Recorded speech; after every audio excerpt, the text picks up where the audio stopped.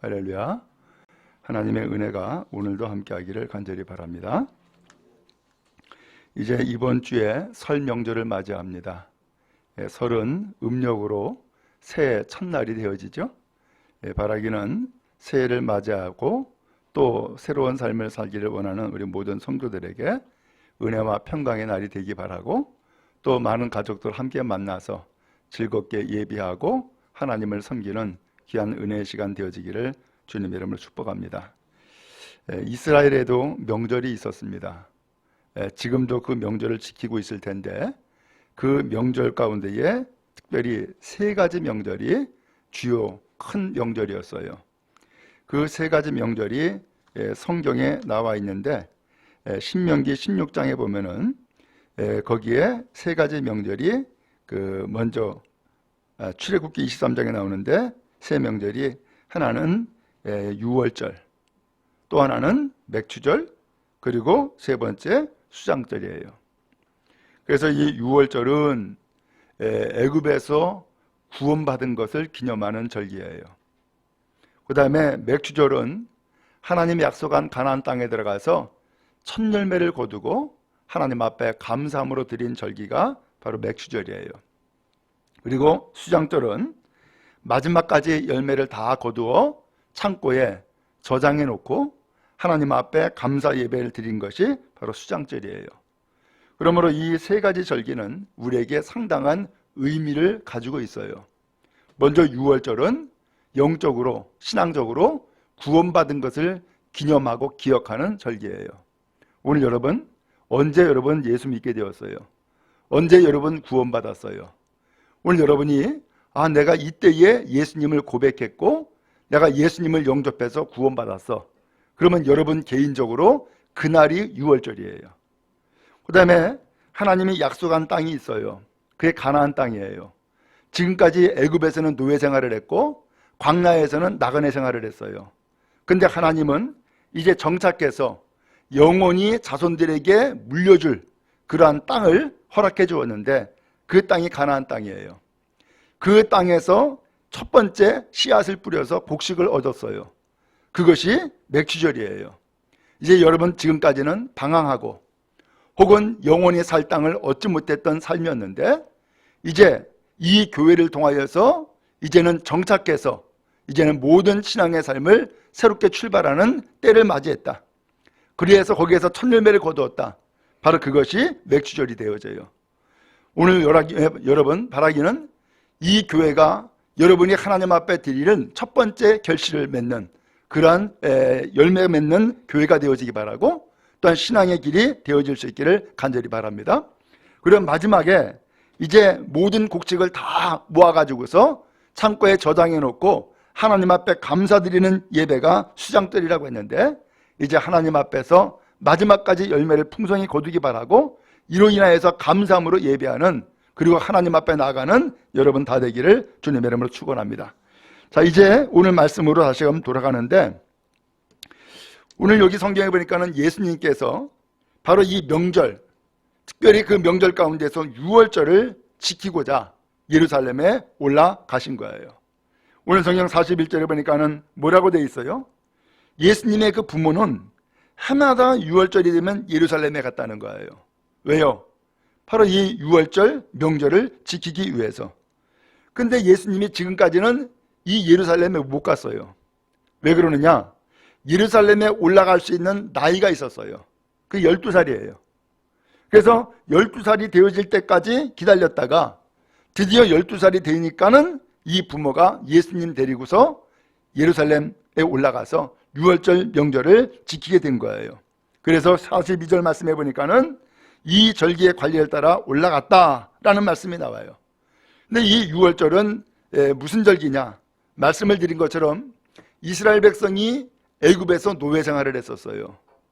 근데 노예 생활을 430년 동안 하게 됐는데 너무 오래 하다 보니까는 이 백성들이 이제는 더 이상 못하겠다고 한 거예요. 그러면서 하나님 앞에 울부짖어요. 하나님이 그 기도를 들어주었죠. 그래서 모세를 지도자로 세워가지고서 이스라엘 백성들을 구출해내는데 바로 왕이 마음대로 허락하지 않죠. 그러니까 하나님께서 10가지 재앙을 계속해서 내려요. 그래서 하나님이 살아계시다는 것을 보여주고 하나님의 역사하심을 나타내 주어요. 마지막에 10번째 재앙이 드디어 내려졌어요. 그 10번째 재앙이 장자든 사람이든 짐승이든 첫 번째 태어난 것은 다 죽는다는 거예요.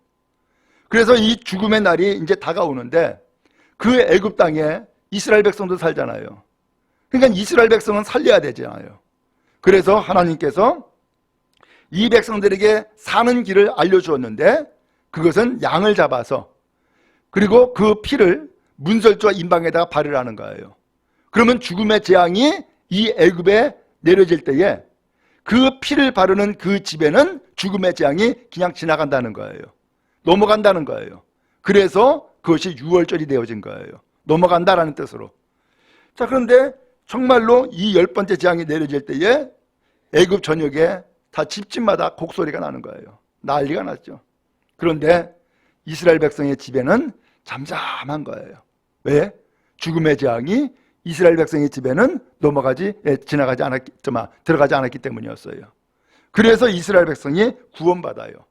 이것을 기념한 절기가 바로 유월절이었고 이 유월절을 자손 대대로 계속해서 지키게 되어진 거예요. 그래서 예수님이 이 세상에 태어났을 이때에도 바로 이 유월절 절기를 지키게 되어진 거예요. 드디어 예수님이 12살이 되자 부모와 함께 이 예루살렘 성으로 올라가서 이 절기를 지키게 된 것이고 그래서 일주일 동안 이 절기를 지키는 거예요. 그 일주일 동안 뭐 하느냐? 첫날 하나님 앞에 예배하고 마지막 날 또 예배하는 거예요. 그리고 한 주간 동안에는 뭐 하느냐?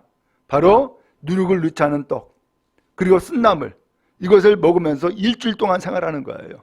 그러면서 이때에 하나님께서 우리를 구원하셨다라고 하는 것을 영원히 간직하고 기억하는 거예요. 바로 이것이 유월절인 거예요. 자, 그런데 오늘 여기 성경에 보니까 이 유월절 절기를 다 마쳤다라고 하는 말씀이 43절에 나와요. 그래서 그 날들을 마쳤다고 했죠? 그 날들이 그러니까 일주일 동안 그 절기를 다 지킨 거예요. 드디어 돌아갈 때가 됐어요.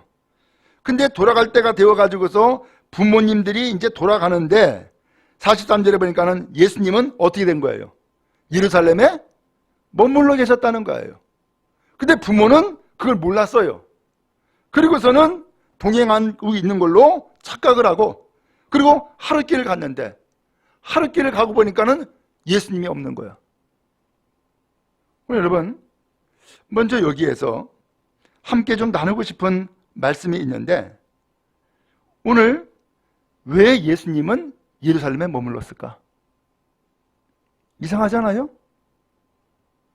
12살 아이니까 부모 따라서 예루살렘에 왔으면은 다시금 내려갈 때에도 부모 따라서 그 집으로 돌아가야 되잖아요. 근데 예수님은 그냥 예루살렘에 머물러 있었던 거예요. 그리고 부모는 이 유월절 절기를 해마다 지켰어요. 그리고서는 예수님과 동행하는 이때에도 이 절기를 지키고 돌아간 거예요. 그리고서는 부모는 예수님이 당연히 따라오는 줄로 생각을 한 거예요. 자, 어떤 상황일까요? 지금 부모는 해마다 절기를 지켰어요.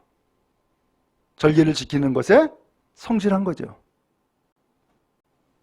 근데 예수는 첫 번째 유월절을 지키고 있는 건데 예루살렘에 그대로 머물러 있는 거예요. 부모를 따라가는 게 아니었어요. 뭘 얘기하고 있는 거예요? 부모는 절기를 지키되 해마다 절기를 지켰으니까 습관적으로 형식적으로 절기를 지킨 거예요. 여러분, 우리가 주일이 되면은 하나님 앞에 예배해야지, 이게 오늘 우리의 머리에 가슴에 당연히 박혀 있어요. 자, 그러다 보니까는 예배에 참여를 했는데 그 예배를 통하여서 진정 그 예배의 의미를 발견하고 예배의 대상이 되시는 하나님을 만나는 것이 우리 초점이 돼야 되잖아요. 근데 하나님을 만나는 것에 초점을 두지 못하고 그저 예배에 참여하는 것에 의미를 두고서 그리고서는 이 절기 6월절 한 주간 다 참여하고 마쳤으니까는 돌아갔다.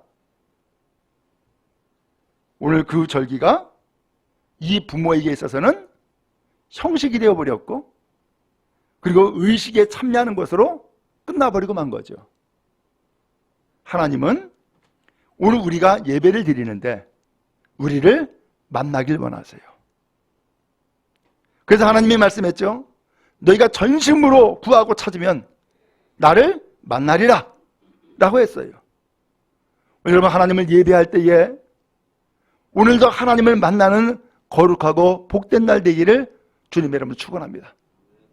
그저 그냥 교회에 예배 드렸어 혹은 예배에 참여했어 그래서 나는 왔다 갔어 이것으로 의미를 축소시키지 말고 분명하게 나는 오늘 예배를 통하여서 또 말씀을 통하여서 주님 만났어. 주님 앞에 오직 예배하고 주님 앞에 큰 은혜를 힘입었어 라고 돌아갈 수 있는 복된 성도 다 되어지기를 간절히 바랍니다. 오늘 이렇게 해서 이 6월절 절기는 참여했지만 중요한 것은 오늘 성경에서 말씀하는 것은 오늘 이 부모들이 지금 누굴 잃어버렸어요?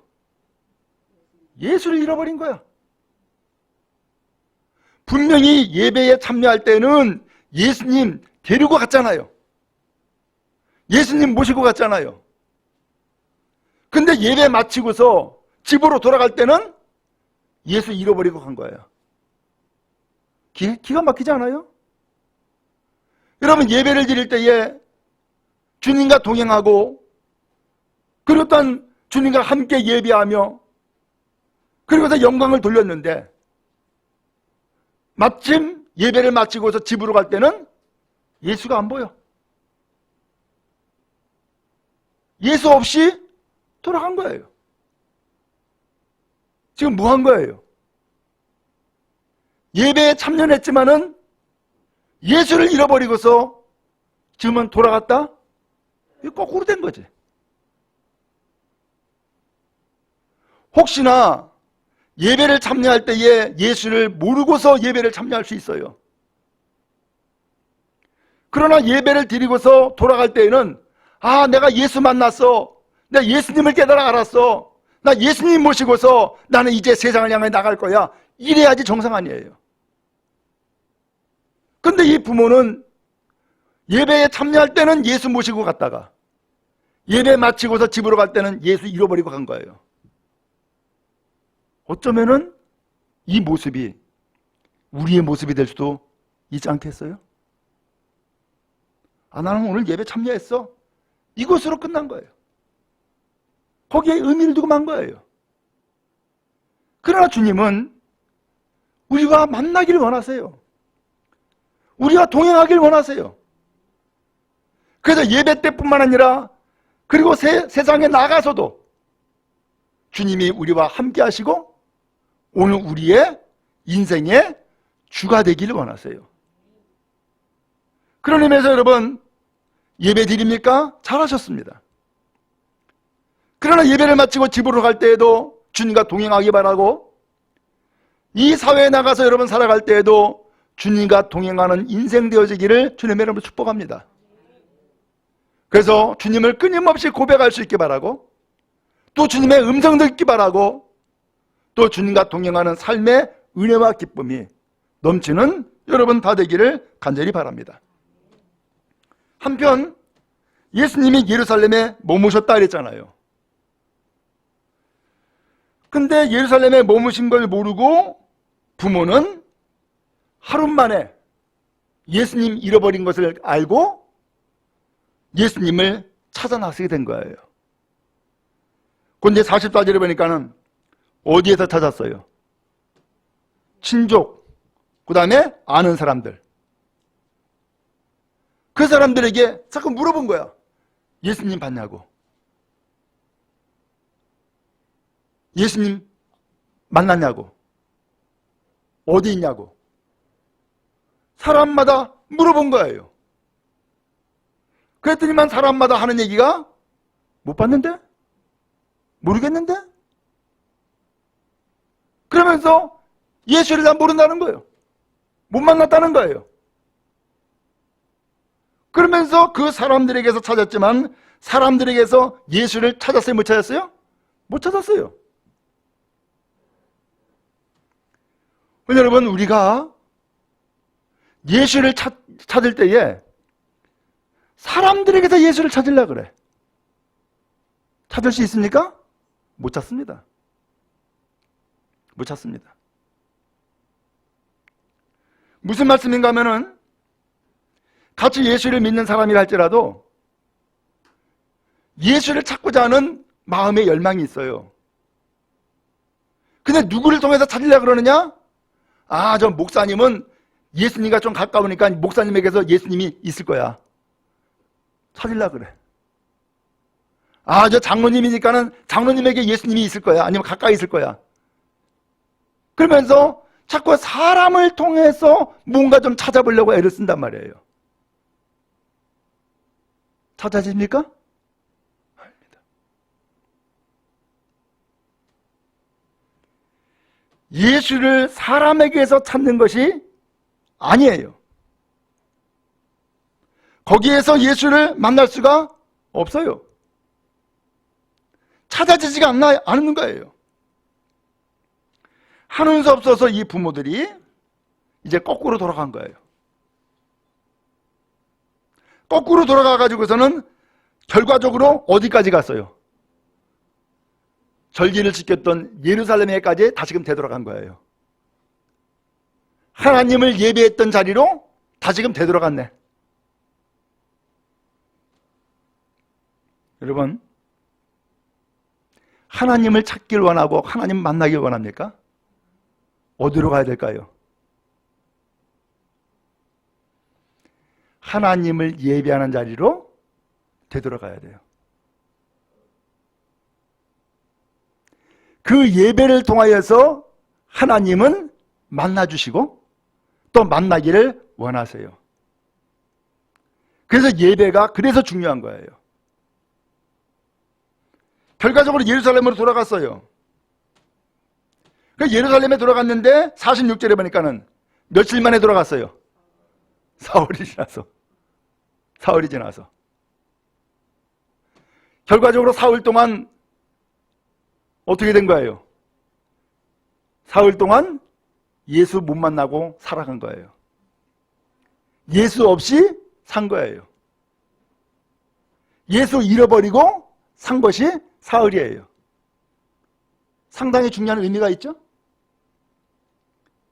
예수님의 십자가에 못 박히시고 바로 이 사흘 만에 살아나셨어요. 그 사흘은 죽음의 기간이었어요. 요나도 불순종할 때에 물고기 뱃속에 들어갔어요. 그때의 이 요나는 아예 죽은 자예요. 캄캄함이었어요. 근데 며칠 만에 살아났어요? 사흘 만에 물고기 뱃속에서 나왔어요. 그런 사흘 만에 살아난 거예요. 지금 이 부모도 마찬가지였어요. 어떻게 된 거예요? 사흘 동안 예수 잃어버렸어요. 예수 없었어요. 근데 예루살렘으로 되돌아가서 하나님을 예배한 자리로 되돌아가서 거기에서 사흘 만에 만난 거예요. 여러분, 오늘 예수님을 잃어버렸습니까? 그건 죽음의 시간이에요. 예수와 떨어진 시간이에요. 단절된 시간이었단 말이에요. 근데 다시금 예수를 만났습니까? 그 시간이 사흘 후였었고 그 장소가 하나님을 예비하는 예루살렘이었어요. 여러분, 주님을 만나기 원합니까? 주님을 동행하기 원합니까? 그렇다 그러면은 예배의 자리로 나와야 됩니다. 그리고 사흘 만에 다시금 만나, 이제는 떨어진 시간, 단절된 시간을 다 지워버리고 다시금 메꿔지는 놀라운 역사가 하나님을 예배하는 가운데서 임하게 될 줄로 믿습니다. 그러므로 주님 만나고 주님과 동행하고 그리고 주님의 놀라우신 은혜를 힘입고 다시금 새 삶을 살아가는 은혜와 축복이 여러분 모두에게 임하기를 간절히 바랍니다. 근데 예수님을 사흘 만에 만났는데 이 부모가 놀라운 일을 본 거예요. 예수를 어디서 만났어요? 성전에서 만났어요. 근데 성전에서 예수님을 만났는데 예수님 뭐 하고 있었어요? 선생들 중에 앉아서 그들에게 듣기도 하고 묻기도 했다. 또 47절에 듣는 자가 다 그 지혜와 대답을 놀랍게 여겼다. 이렇게 말씀하고 있어요. 지금 12살 된 예수님이랑 그 성전의 선생님들이랑 말이 통했다는 얘기네. 소위 말하면 대화가 이루어졌다는 얘기예요. 심지어는 그 대화 중에 그 선생님들이 예수님 이야기를 듣고서는 놀랍게 여겼다는 거예요. 자, 그러면 도대체 무슨 대화를 했을까? 여러분 무슨 대화를 했을 것 같아요? 예수님이 목수의 아들이니까 우리 아빠는요 목수예요, 그런 얘기 했을까? 12살 됐으니까는 우리 동네에 친구 안목이가 있는데요 걔랑 이렇게 놀아요, 그런 얘기 했을까? 그건 아니겠죠? 그럼 도대체 이 성전에 선생님들이 왜 남아있으며 그들이 무슨 대화를 했으며 예수님은 또 그 대화에 껴가지고서 무슨 대화를 했을까라는 거예요. 우리가 짐작할 수 있죠? 지금 무슨 절기예요? 6월절. 그러니까 6월절 절기에 절기를 지키기 위해서 사람들이 모였으니까 당연히 이 랍비들, 선생님들도 대화의 주제는 뭐겠어요? 당연히 6월절이지. 그러면서 6월절의 의미를 이야기 나누고 6월절을 어떻게 지내야 되는지 이야기 나누고 그 6월절이 자손대대로 어떻게 지켜지고 이루어져야 되는지 그 이야기 나누지 않았겠어요? 충분히 상상이 될 수 있죠? 그러면 6월절의 핵심이 뭐예요? 어린 양. 그리고 어린 양의 피. 그게 핵심 아니에요.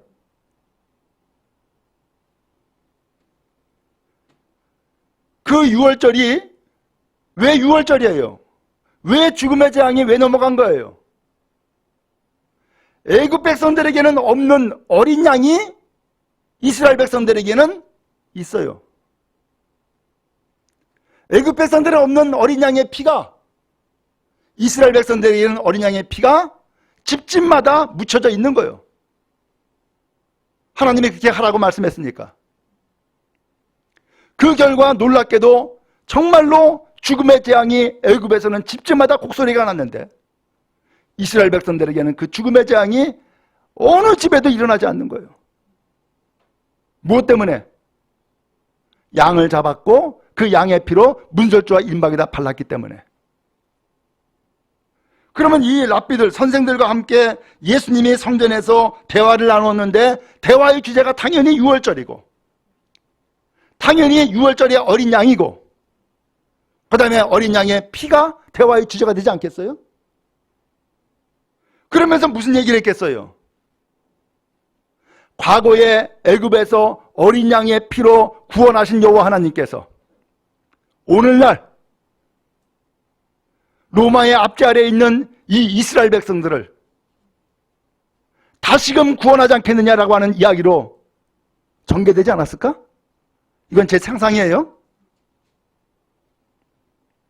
그러면 오늘날 로마의 압제에서 다시금 구원할 어린 양이 도대체 누구일까?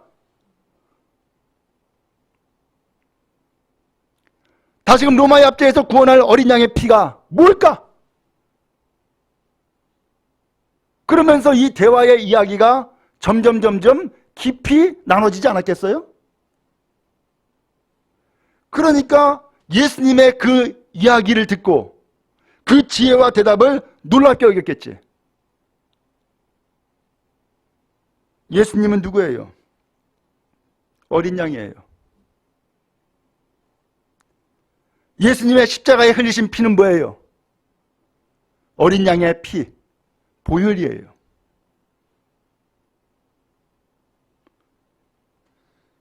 예수님은 이미 이 세상에 태어나실 때에도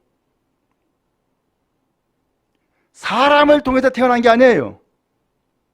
성령으로 잉태하셨어요. 분명히 천사가 이야기해 주기를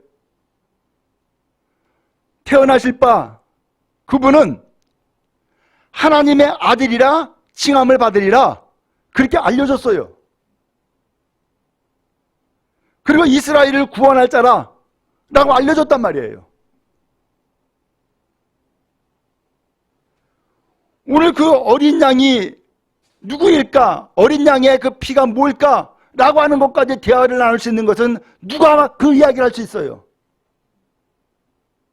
이 이스라엘의 랍비들이 할 수 있는 얘기가 아니에요. 왜? 그들은 어린 양을 모르니까.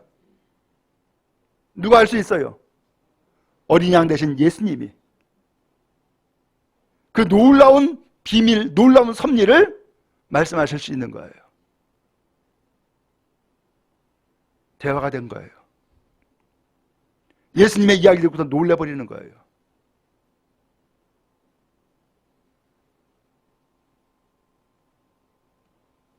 예수님의 부모가 이야기합니다. 아이야, 어째서 우리에게 이렇게 하는 거야?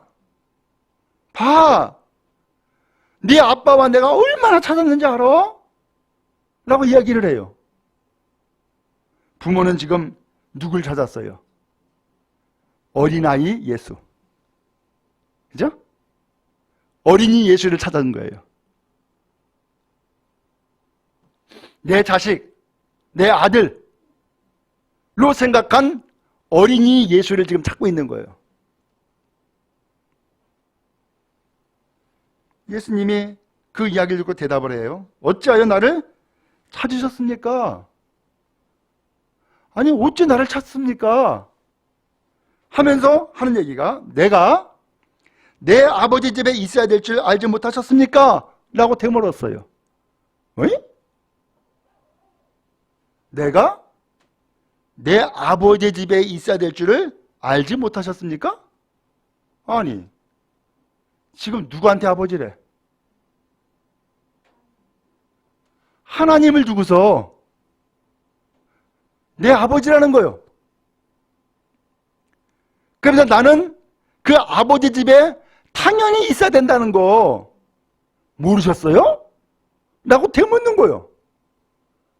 이건 무슨 이야기예요 도대체 이게?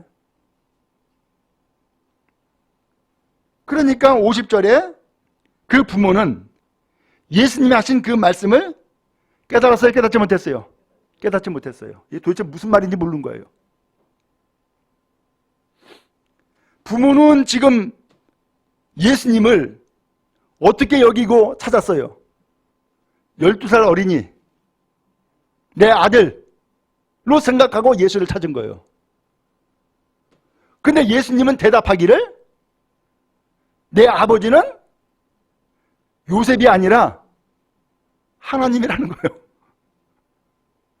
그리고 예수님은 내 집이 아버지의 집이 내 집이라는 거예요.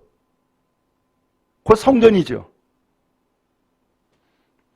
그럼 부모는 육신적으로 예수를 찾고 있는 거고 예수님은 영적으로 지금 대답을 하고 있는 거예요.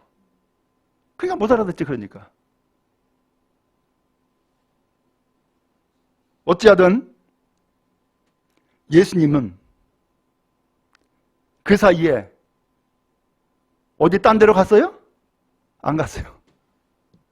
그대로 예루살렘에 계셨던 거예요. 그대로. 근데 부모는 예수님이 엉뚱하게 딴 데로 간 줄 알고서 이 사람 저 사람한테 찾고, 또 예수님은 당연히 나를 따라오는 줄 알고 그렇게 생각하고서 갔다가 예수님이 잃어버린 것을 하루가 지나서야 발견한 거예요. 여러분, 우리도 그런 착각하지 않을까요? 나는 어려서부터 예수 믿었어. 그러니까 당연히 예수님은 나와 함께 있어. 그리고 내가 어디 갈 때는 예수님은 항상 나를 따라와 라고 생각하지 않나요? 근데 보니까 어느 날 예수님 날 따라온 게 아니었어. 사라졌어. 없어졌어.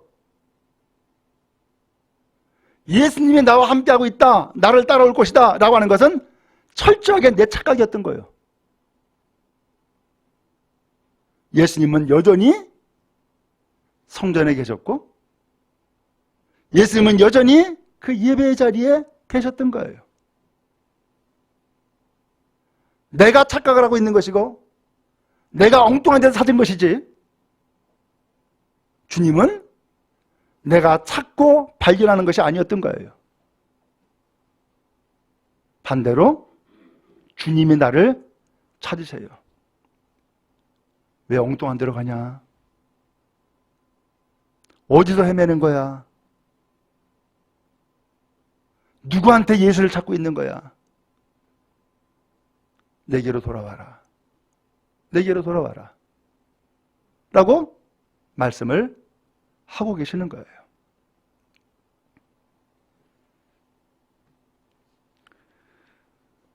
오늘 예수님은 하나님의 아들이세요. 그렇지만 예수님이 이 세상에 사람의 몸을 입고 태어나셨어요. 세상을 구원하시기 위해서인 거예요. 그래서 예수님은 말씀했어요. 인자가 온 것은 섬김을 받으려고 온 것이 아니라 섬기려고 왔고 자기 목숨을 많은 사람의 대속됨으로 주러 왔다 라고 말씀했어요. 근데 사람들은 그 예수님이 하나님의 아들 되신 것을 싫어해요. 원치 않아요. 그래, 하나님의 아들 되심을 인정하지 않아요. 그러니까 당연히 예수님이 우리의 구세주가 되는 것도 당연히 인정하지 않는 거죠. 결과적으로 십자가에 못 박으라고 외치고 예수님을 죽여요. 그런데 그것은 하나님의 섭리였어요. 예수님은 결과적으로 십자가에 못 박혀 죽으셨고 그 피를 흘리셨어요. 근데 그 피가 모든 사람들에게 전부 다 뿌려지고 인쳐져서 예수님을 받아들이고 영접한 모든 사람은 다 구원받고 거룩한 하나님의 사람이 되어진 거예요. 그러므로 핏부림을 받았다. 그건 주님의 섭리였고 역사였어요. 오늘 주님 앞에 나 피 뿌려주세요 하고선 줄 서서 기다린 사람 없어요. 하나님의 전적인 선택이었고 은혜였단 말이에요. 오늘 주님은 이와 같이 6월절에 어린 양이 되시고 또한 어린 양의 피로 오늘 우리에게 임하셔서 과거 이스라엘 백성들을 애굽에서 구출시켜냈던 것처럼 오늘날 로마의 압제에서 우리를 구출해내시고 오늘날 이 세상의 죄악에서 오늘 우리를 구출해내셔서 하나님의 거룩한 백성으로 삼아 주신 줄로 믿습니다. 그럼 여러분, 오늘 이 6월절의 참다운 의미는 일주일 동안 쓴나물 먹고 늦지 않은 떡 먹는 것이 의미가 아니에요. 6월절의 참다운 의미는 그 어린 양이 누구냐? 그 어린 양의 피가 나에게 임했느냐? 이것을 찾고 발견하는 것이 더 중요한 의미가 있단 말이에요. 이제 명절을 맞이해요. 그리고 오늘 우리는 하나님 앞에 예배를 드려요. 더 중요한 의미는 뭘까요? 예배에 참여했어 라는 것도 중요하지만 더 중요한 의미는 나는 예배를 통하여서 예수님을 만났어. 예수님을 깨달았어. 예수님이 나의 구세주야. 예수님이 나의 인생의 구원자야 라고 고백하며 나가는 것이 더욱더 중요한 의미가 되어질 줄로 믿습니다. 51절에 보니까는 예수님이 부모님과 함께 내려갔어요. 나사렛에 이르러 순종하며 받으셨다라고 말씀했어요. 예수님은 공생의 삶을 살기 전에 부모님에게 효성을 다하고 순종하며 부모님을 받들었다는 거예요. 그런데 그 다음에 하는 말씀이 그 어머니는 이 모든 말을 어떻게 했다고요? 마음에 두었다는 거예요. 마음에 새겼다는 거죠. 그 이 모든 말이 누구 말이에요? 예수님 이야기죠. 내가 내 아버지 집에 있어야 될 줄 알지 못하셨습니까? 그 이야기. 마음에 새겼다는 거예요. 그러면 이 마리아가 왜 그 이 말씀을 마음에 새겼을까? 마리아는 예수님 임신할 때에 천사로부터 이야기를 들었잖아요. 그때의 마리아가 뭐라 그래요? 주의 계집종이오니 말씀대로 내게 이 말이다 하면서 순종했잖아요. 이미 예수님을 잉태할 때에 순종함으로 예수님을 잉태했어요. 그 예수님이 그렇게 해서 태어났다고요. 근데 그 예수님이 12살이 되니까는 다시금 또 놀라운 이야기를 예수님의 입을 통해서 지금 직접 들은 거예요. 얼마나 놀랐을까? 그렇죠? 예수님 임신했을 때는 천사를 통해서 들었고 예수님이 태어나가지고 12살이 되니까는 예수님의 입을 통해서 직접 들었단 말이에요. 그러니까 이 마리아의 입장에서는 예수님의 그 말씀이 마음에 새겨질 수밖에. 마음에 새겨질 수밖에. 결과적으로 이 마리아는 육신의 아들 예수님을 찾으러 나섰다가 결국 누구를 만난 거예요? 하나님의 아들 예수 그리스도를 만났고 마음에 새긴 거예요. 주님은 우리가 그렇게 되길 원하는 거예요. 처음에 예수 믿을 때 예수 모를 수 있어요. 그러나 주님 앞에 나와서 예배하며 말씀을 듣고 할 때에 우리는 예수님을 깨달아 알게 되죠. 그 예수님을 오늘 우리가 다시 한번 마음 가운데 새기고 예수님이 어린 양이시네요. 예수님의 그 피가 나를 구원한 것이네요. 그 어린 양의 피가 나의 삶에 뿌려지고 인쳐진 줄을 내가 믿습니다. 주님은 나의 구세주, 나의 그리스도입니다. 고백하며 나가는 여러분 다 되기를 간절히 바랍니다. 주께서 오늘 우리를 더욱 복되게 하시고 새 생명을 주시고 새 삶으로 이끌어 주실 줄로 믿습니다.